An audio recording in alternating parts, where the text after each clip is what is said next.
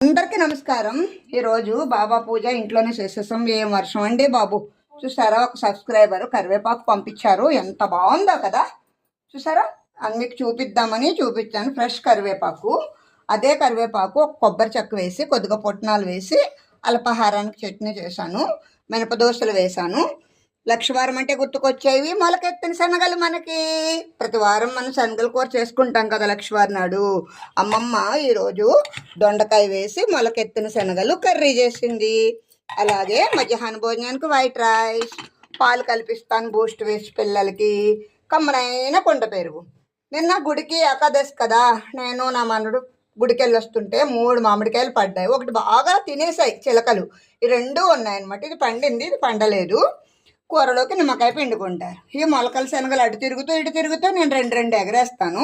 ఈ వీడియో కనుక మీకు నచ్చినట్లయితే లైక్ చేయండి, షేర్ చేయండి,